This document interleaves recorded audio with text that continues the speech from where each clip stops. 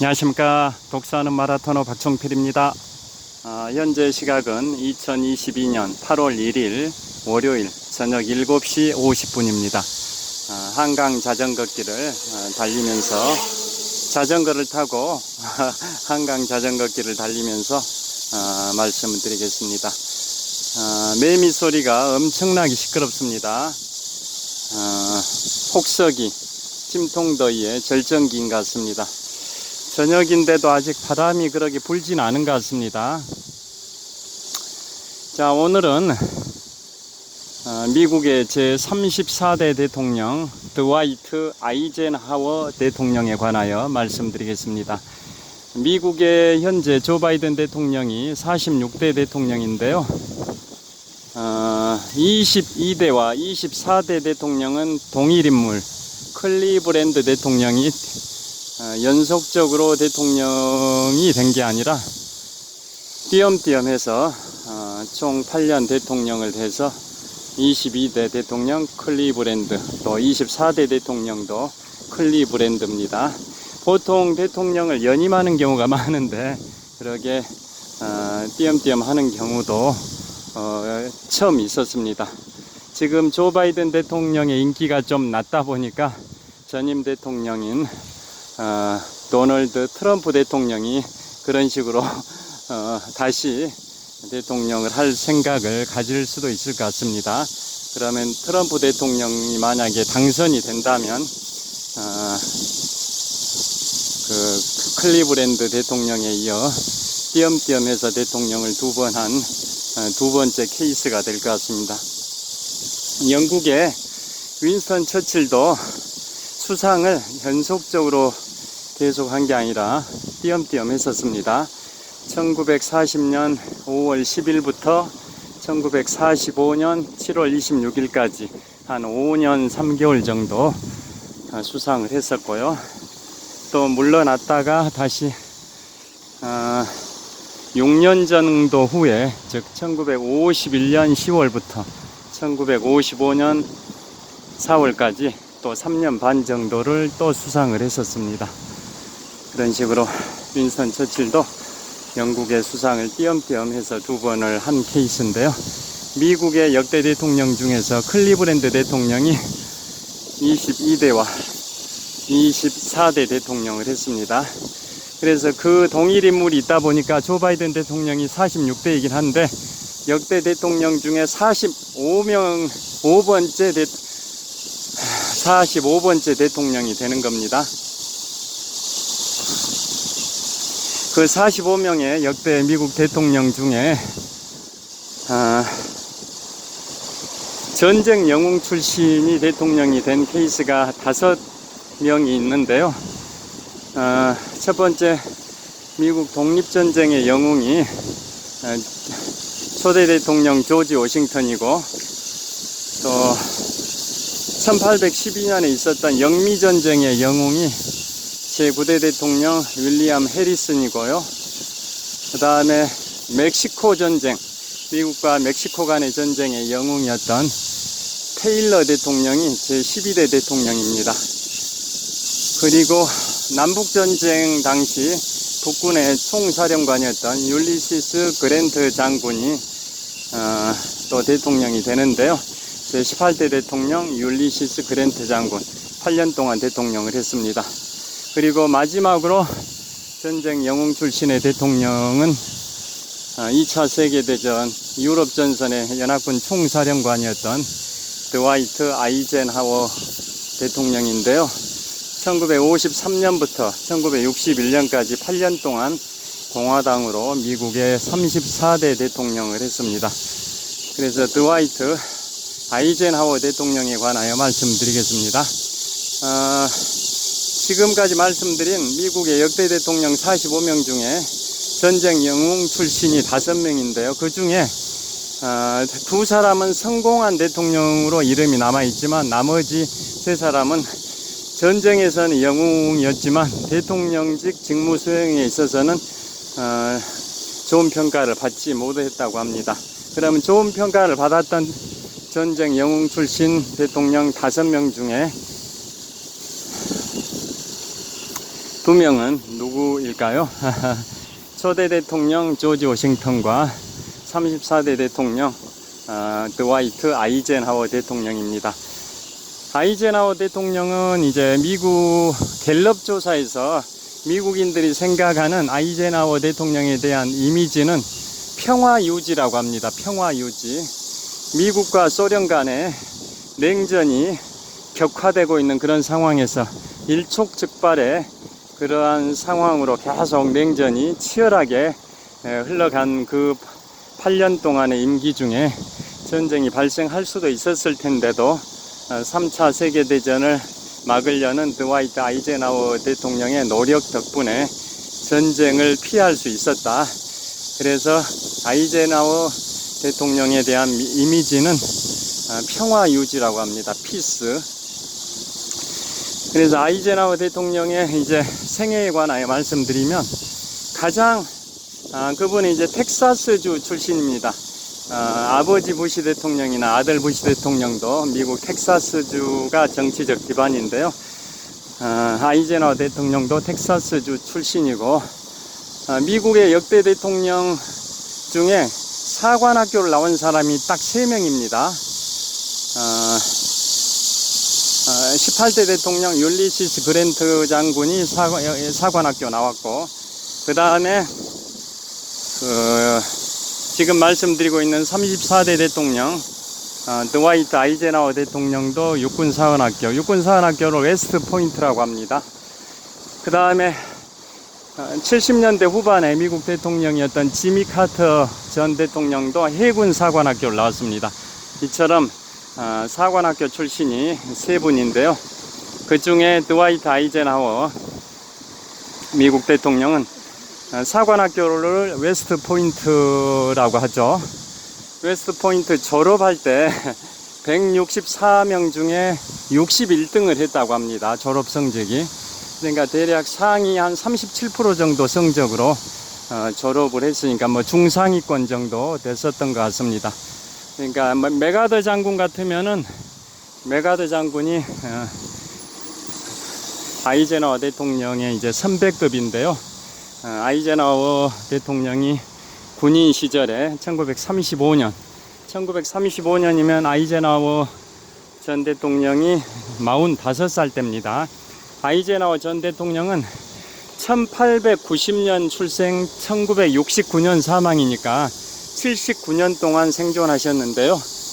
아이젠하워 전 대통령은 19세기, 즉 1800년대에 태어난 미국의 마지막 대통령입니다. 그 이후 이제 케네디 대통령부터는 20세기, 즉 1900년대 출생이죠. 케네디 대통령이 1917년생으로 미국 역사상 최연소로 43세의 나이에 1960년에 당선이 되셨는데요.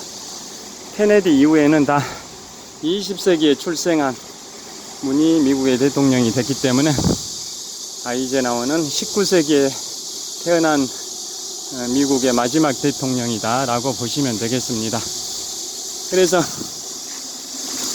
아이젠하워 대통령이 1935년에 즉 45살의 나이에 필리핀에서 근무할 때 메가더 장군의 부관이기도 했었습니다.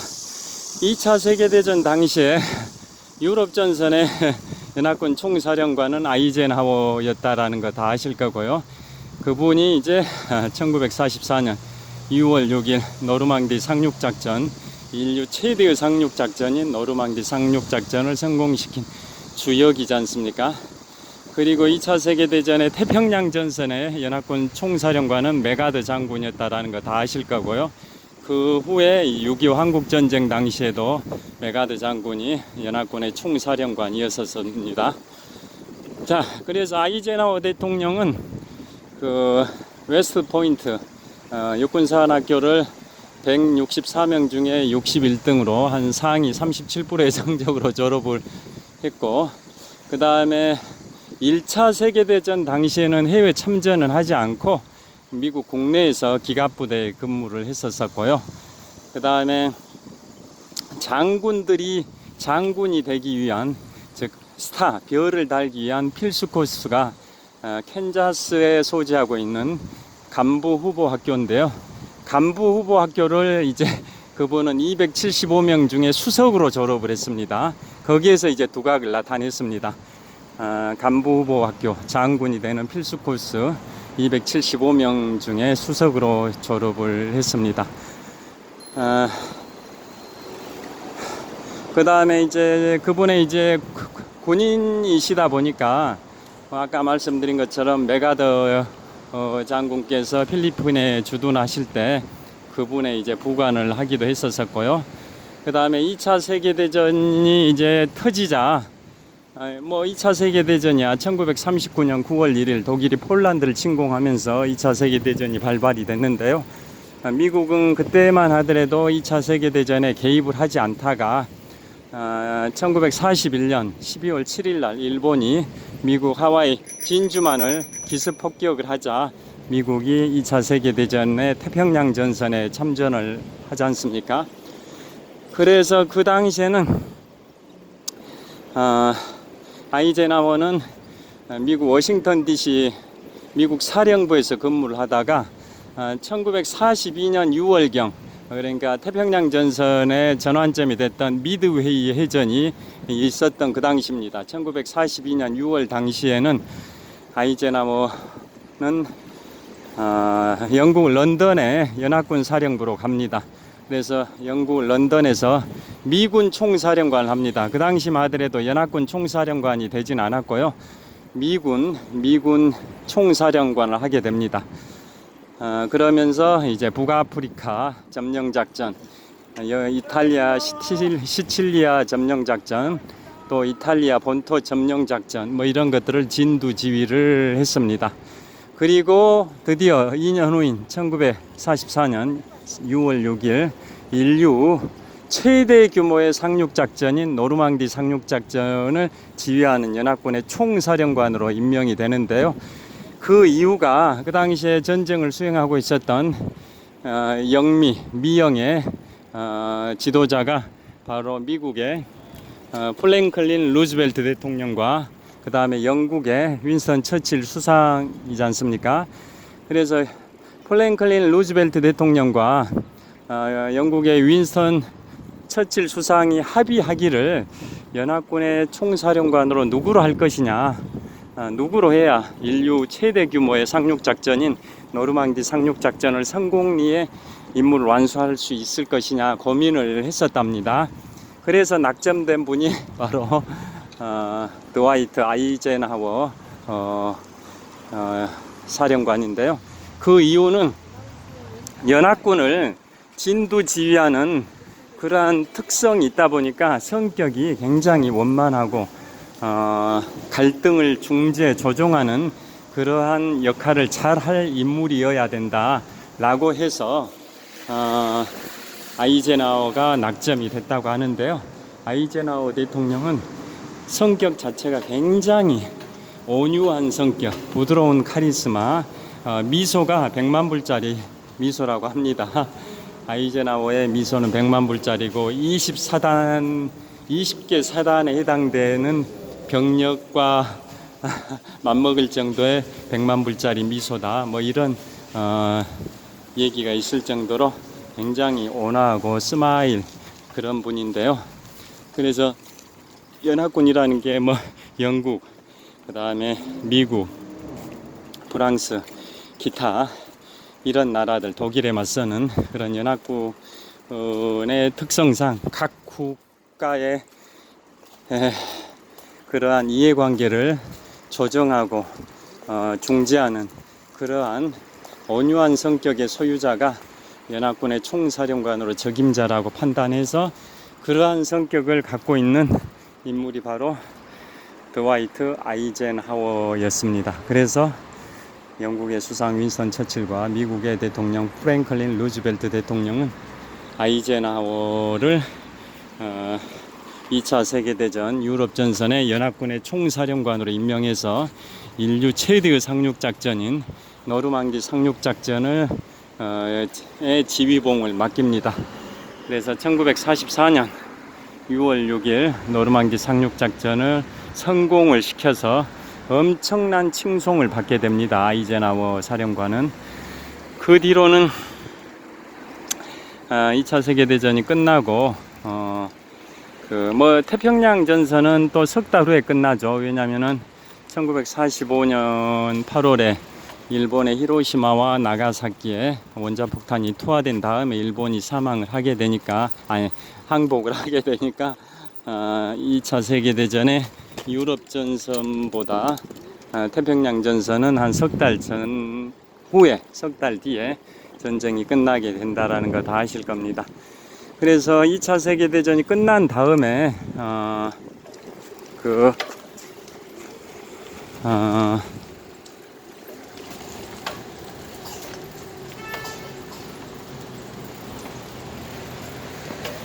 아이젠하워 그 사령관은 미국 본토로 가가지고 1945년부터 48년까지는 육군 참모총장을 합니다. 2차 세계대전 종전 후에 3년 동안 육군 참모총장을 하고, 그 다음에 1948년에 제대를 합니다. 육군 참모총장을 마지막으로 해서 1948년에 군에서 제대를 하고, 뭘 하냐? 아이비리그 중에 하나인 컬럼비아 대학의 총장을 합니다. 자, 아이비리그 아시죠? 미 동부 지역의 명문 8개 사립대학을 아이비리그라고 하지 않습니까? 그 중에 하나가 뉴욕 맨해튼에 있는 컬럼비아 대학인데요. 오바마 전 대통령이 거길 나오기도 했습니다. 그래서 그 컬럼비아 대의 총장을 1948년부터 1953년 1월 19일까지 5년 정도 합니다. 대통령 취임 전날까지 콜롬비아 대 총장을 한 5년 정도 하는데요. 그리고 또 1949년에는 소련에 맞서서 서유럽 국가들이 북대서양 조약기구, 이른바 나토를 결성을 하지 않습니까? 그거에 대해서 소련 측에서는 동구권들을 규합해서 바르샤바 조약기구를 또 결성을 해서 맞대응을 하는데요. 그 나토, 북대서양 조약기구가 1949년에 결성이 되고 51년부터 52년까지 드와이트 아이젠하워가 나토의 초대 수반이 됩니다. 나토군의 최고 사령관이죠. 나토군의 최고 사령관, 초대 최고 사령관입니다. 1951년부터 52년까지 하게 됩니다. 나토의 원수가 된 겁니다. 나토군의 원수가 된 겁니다. 콜롬비아 대학 총장을 하던 시절에 뭐 그랬었습니다. 그리고 콜롬비아 대 총장을 5년 하는 사이에 아주 유명한 일화가 하나가 있습니다. 그걸 보면 이분이 그렇게 합리적이고 온유한 편이다라는 걸 가늠해 보실 수 있을 것 같은데요. 콜롬비아 대 총장 시절에 어떤 일화가 있냐면, 맨해튼에 있는 이제 콜롬비아 대학을 이제 학생들이 거기 학교에 등교를 할 때 교정이 굉장히 넓었는데 교정에 이제 잔디밭이 광활하게 펼쳐져 있었다고 합니다. 그런데 학교 교실에 가려면 잔디밭을 삥 돌아서 우회해서 가야 되는 그런 구조였었습니다. 잔디밭을 가로지르면 좀 거리를 줄여가지고 교실에 갈 수 있었을 텐데, 잔디가 훼손된다라는 이유로 잔디밭은 출입 금지가 됐었던 거죠.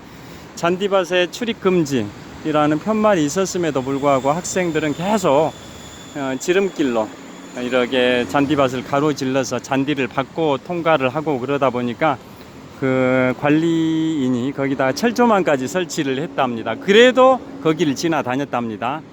그래서 그것을 본 그 철조망, 잔디밭 둘레 철조망이 쳐진 것을 본 아이젠하워 콜롬비아 대 총장이 관리인한테 물었답니다.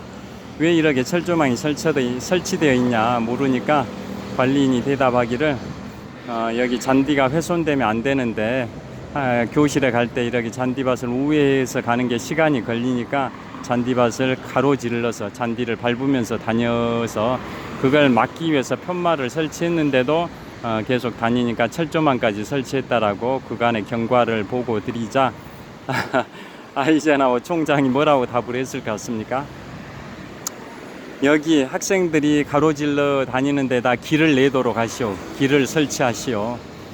모든 사람들이 다니면 그게 길이 됩니다 라고 하면서 학생들 편에서 말씀을 하셨답니다.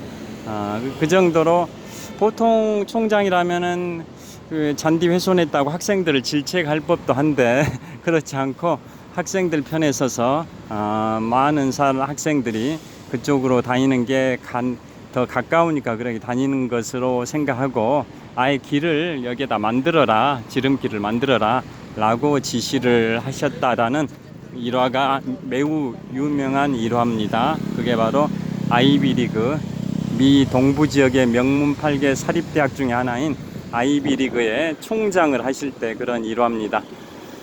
그 다음에 이제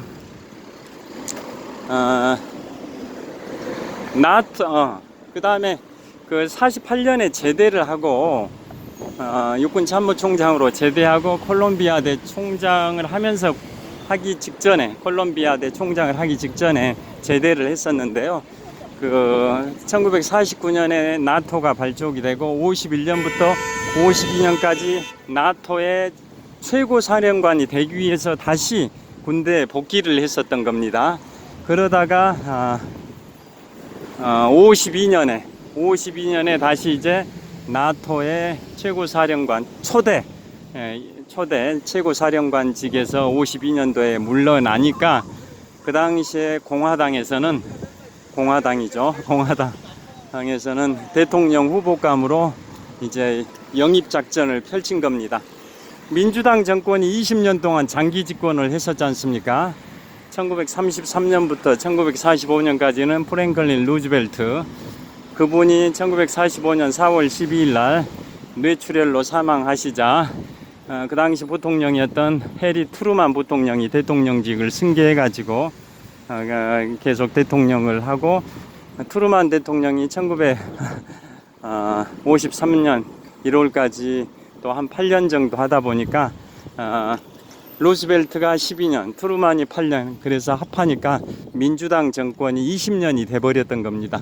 그래서 공화당 입장에서는 정권에 목말라 있는 상황인데, 전쟁 영웅인 2차 세계대전 유럽 전선의 영웅인 드와이트 아이젠하워가 그 국민들의 엄청난 칭송, 존경을 받고 있는 그런 상황이다 보니까 아이젠하워를 공화당의 대통령 후보로 영입하기 위해서 엄청난 노력을 합니다. 처음에는 아이젠하워도 그걸 거절했지만 결국은 수락을 해서 공화당의 대통령 후보까지 되는데요. 그래서 대통령 선거에서 1952년 대통령 선거에서 민주당의 스티븐슨을 큰 표 차이로 누르고 제 34대 미국 대통령이 당선이 되고, 또 4년 후인 1956년에는 더 큰 표 차이로 52년도 초선 당시의 그 표 차이보다 더 많은 표 차이로 1956년에 재선에 성공을 하게 됩니다.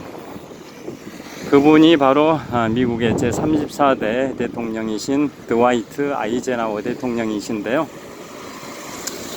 그분은 그 업적을 말씀을 드리면은 미소 간의 엄청난 그 무기 경쟁이 심각했던 그러한 시대 상황이었습니다. 핵무기들이 계속 개발이 되고, 그러니까 인류 최초의 핵무기는 1945년 7월 16일 날 미국 뉴멕시코주에서 미국이 원자폭탄을 인류 최초로 개발을 했습니다마는 1940년대 말에는 이제 구소련이 원자폭탄을 개발하고, 또 1950년대 초에는 미국이 수소폭탄 개발, 또 소련이 수소폭탄 개발, 또 그 이후에는 미국이 중성자 폭탄 개발, 또 소련이 중성자 폭탄 개발, 이런 식으로 계속 재래식 무기를 대체하는 핵무기를 더 고도화시키는 개발 경쟁이 계속 미소 간에 격화되고 있는 그러한 상황에서 핵전쟁이 발생될 수도 있는 그러한 그 냉전 상황이 치열해지고 있었던 그러한 상황이었었습니다. 그런데 아이젠하워 대통령이 그 당시에 소련의 공산당 서기장 후르시초프와 계속 대화를 통해 가지고 전쟁을 막으려고 노력을 했었었고요. 그래서 그게 잘 대화 분위기가 잘 무르익어 가고 있는데 또 사건이 터져버리죠. 그거에 말씀드리기 앞서서 아이젠하워 대통령이 1953년 1월 20일에 취임하고 나서 가장 큰 숙제는 6.25 한국전쟁을 종결시키는 거였습니다. 6.25 한국전쟁을 6.25 한국전쟁이 3년 이상 계속 가다 보니까 다들 소모전으로 가는 상황이어서 굉장히 힘들었었던 거죠. 그래서 미국의 아이젠하워 대통령은 취임하자마자 한국전쟁을 끝내야 된다라는 첫 숙제를 안게 되고, 그 직후에 1953년 3월에 소련의 공산당 서기장 스탈린, 호전적인 인물이었던 스탈린이 사망을 합니다. 그래서 후임으로 말렌코프가 서기장에 취임을 하는데요. 말렌코프 생각도 전쟁을 빨리 끝내자라는 것에 공감대가 형성돼서 드디어 1953년 7월 27일에 6.25 한국전쟁이 종전이 아니라 또 정전도 아니고 휴전 상태입니다. 휴전 상태가 벌써 69년 동안 유지되어 오고 있습니다. 그런데 말렌코프는 일시적으로 서기장했고, 그 이후에 이제 후르시초프가 소련의 공산당 서기장이 되는데요. 계속 미소 무기 경쟁이 격화되고 핵무기를 고도화시켜가고, 이러한 상황 속에서 핵전쟁이 발생할 수도 있었는데 아이젠하워 대통령은 고도의 정치력을 발휘해가지고 핵전쟁을 막았었기 때문에 갤럽 조사에서 미국인들은 아이젠하워 대통령에 대해서 평화 유지라는 그러한 키워드를 항상 떠올리게 된다고 합니다. 자, 이제 잠실 석촌호수 서호 수변무대 쪽으로 가서 마무리를 하도록 하겠습니다.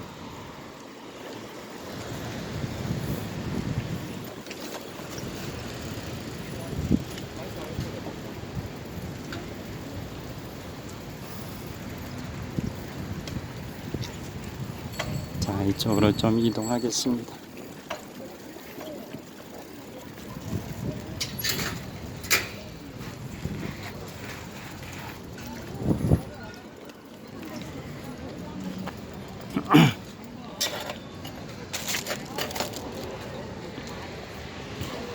자, 잠실 석촌호수 서호 수부연 무대입니다. 2022년 8월 1일 월요일 저녁인데요. 잠실 석촌호수에 또 산책객들이 많습니다. 어제는 이곳에 제가 비가 내리는 상황에서 여기서 유튜브를 찍었는데요.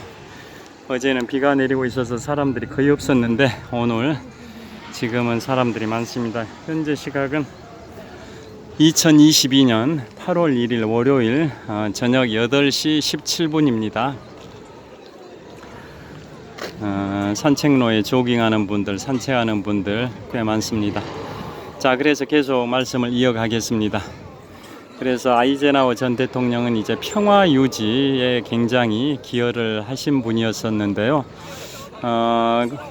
소련의 공산당 서기장 후르시초프와 평화 대화 분위기를 계속 이어가던 중에 큰 사건이 발생해 버립니다. 그게 뭐냐? 1960년에 소련 상공을 정찰하던 미국의 U2기 간 스파이 비행기죠. 미국의 U2기 스파이 비행기가 소련 상공에서 소련군에 의해서 격추가 돼 버립니다. 그래서 거기에서 공중 탈출했던 미국의 U2기 조종사가 소련군에 잡혀가지고 기자회견을 합니다. 뭐라고 하냐면 본인은 4년 동안 소련 상공 영공을 침범하면서 정찰 활동을 했다. 문제는 소련의 영공을 침범한 기간이 4년이었다라는 거지 않습니까? 그래서 그 당시에 소련의 공산당 서기장 후르시초프는 원래 미국의 아이젠하워 대통령과 정상회담 스케줄까지 잡아놓은 상태에서 그 사건이 터지자 그걸 취소를 해버린 거죠. 그런 식으로 굉장히 미소 간의 그 대립이 격화되는 그 이벤트가 발생이 돼버립니다. 그 다음에 그 아이젠하워 대통령의 그 집권 말기에 어떤 이슈가 또 발생이 되냐면 아이젠하워 대통령의 임기가 1953년 초부터 1961년 초까지 총 8년인데요. 집권 말기인 1959년에 미국의 바로 밑에 있는 쿠바에서 피델 카스트로가 공산 정권이 수립이 됩니다. 원래 친미 정권이 있었는데 1959년에 피델 카스트로가 공산 혁명을 일으켜 가지고 친미 정권을 몰아내고 공산 정권을 수립을 한 거죠. 그러면서 미국과의 국교를 단절하고 쿠바 안에 있는 미국 자산을 다 동결시켜 버렸습니다. 몰수해 버린 겁니다. 몰수. 그러니까 미국과의 관계가 급속히 악화돼 버리고 그거에 대해서 아이젠하워 대통령은 쿠바를 침공하는 그런 피그만 침공 계획서를 다 만들어 놓습니다. 그런데 때를 노리다가 그 이제 시기를 놓쳐버려 가지고 아이젠하워 시절에는 그 쿠바 침공 계획을 실행하지 못하고 후임 대통령인 케네디 대통령이 61년 초에 취임하고 석 달째가 되던 1961년 4월에 쿠바의 피그만을 침공을 하지 않습니까? 그런데 실패를 해버리는 거죠. 그러니까 구소련의 후르시초프는 미국이 실패한 것에 대해서 굉장히 무시를 해버리고 미국의 위신이 실추된 것에 대해서 고소하다고 생각을 하고 쿠바 내에다가 미국을 타겟으로 한 미사일 기지를 소련이 이제 설치를 하는 거죠. 쿠바 안에다가 미국을 타겟으로 한 미사일 기지를. 그래서 케네디 대통령은 그거에 대해서 격분을 하고 쿠바의 외곽 그 해안선을 봉쇄를 합니다. 그 해안선 안으로 소련의 미사일이 들어가면 제3차 세계대전을 불사하겠다라고 케네디 대통령이 후르시초프 서기장을 상대로 압박을 하게 되고 결국은 그 미국의 케네디 대통령과 소련의 후르시초프 공산당 서기장 간에 수십 통의 편지가 오고 가고 갑론을박 설왕설래한 끝에 결국은 타협을 하게 되죠.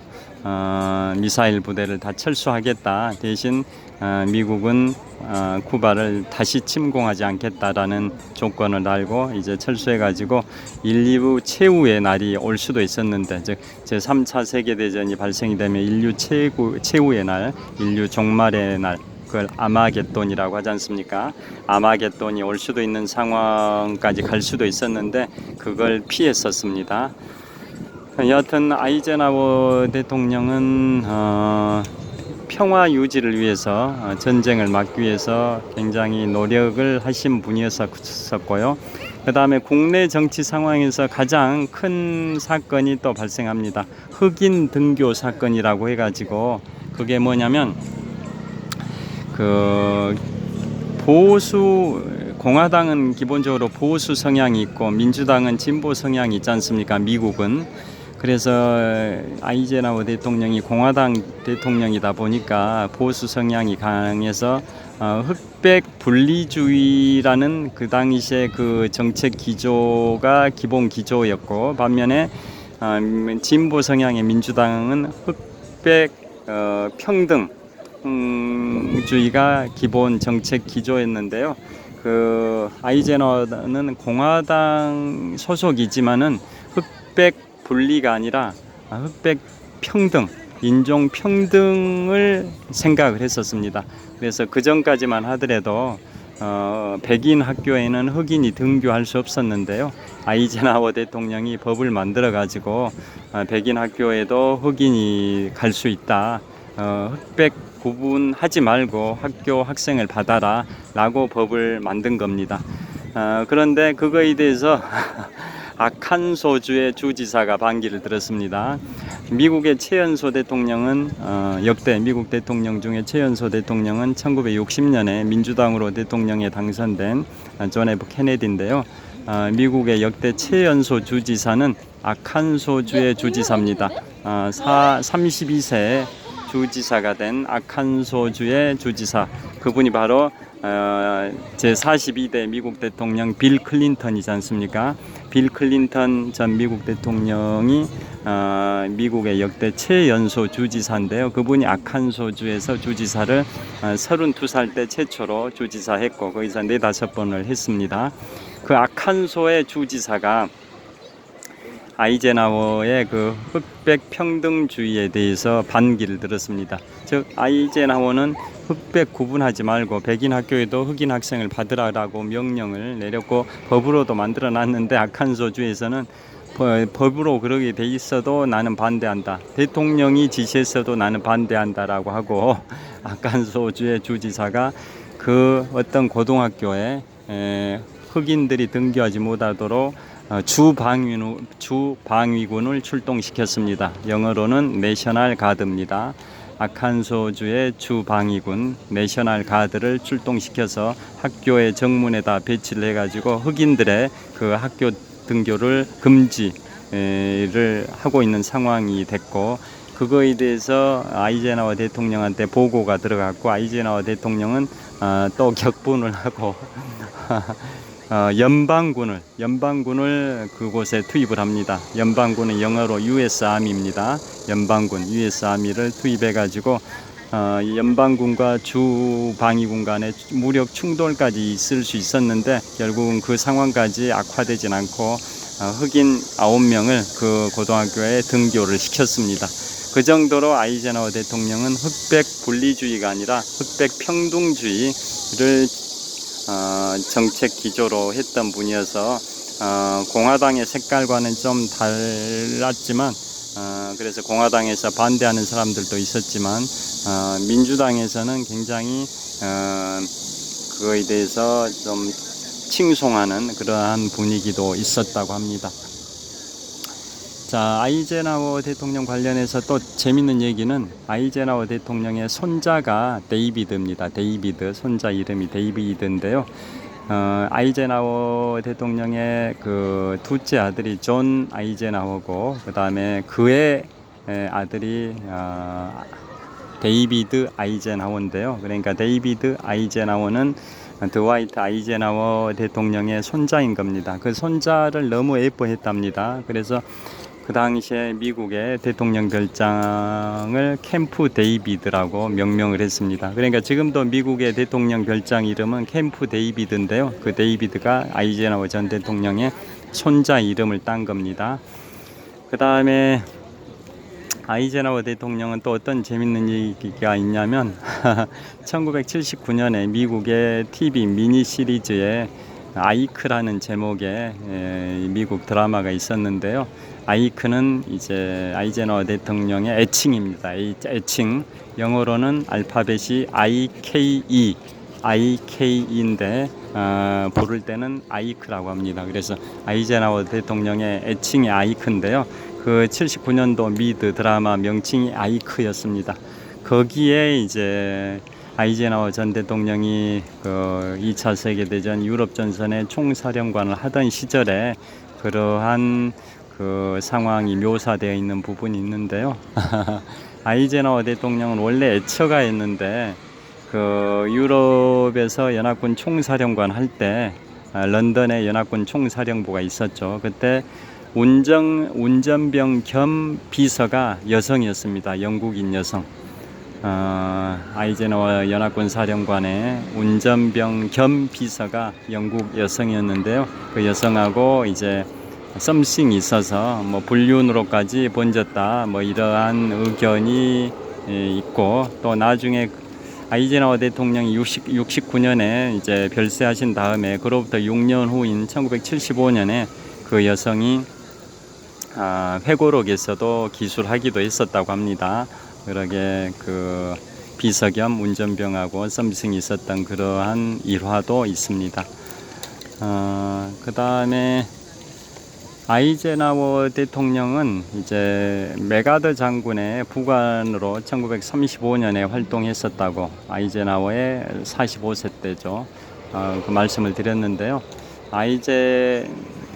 메가더가 생각하기에는 아이젠하워가 굉장히 훌륭하다라고 평가를 했었다고 합니다.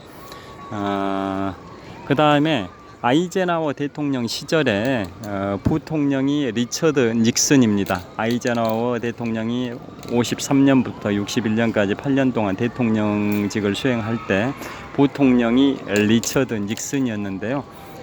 그 재밌는 게 또 뭐가 있냐면, 닉슨이 아이젠하워 대통령이 이제 물러나기 직전에 1960년에 미국의 대통령 선거가 있었는데요. 그때 민주당에서는 존 F 케네디가 출마를 하는 거고, 그 다음에 공화당에서는 리처드 닉슨이 출마를 하는 상황이었습니다. 그러니까 아이젠하워 시절에 부통령을 했던 리처드 닉슨이 민주당의 존 F 케네디에 맞서서 대통령에 출마를 하는 상황인데, 아이젠하워가 그 리처드 닉슨의 출마에 대해서 탐탁지 않게 생각해 가지고 뭐 지지한다, 이러한 응원의 메시지를 밝히질 않았었답니다.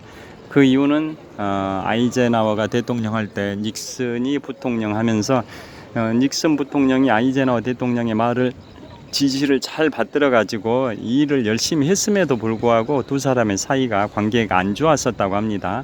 그래서 아이젠하워가 이제 대통령 임기를 마칠 무렵 1960년에 차기 대통령 선거에 자신이 대통령할 때 부통령을 했던 리처드 닉슨이 출마하는데도 불구하고 응원의 메시지를 밝히지 않다 보니까 리처드 닉슨 입장에서는 굉장히 서운했었을 거고요.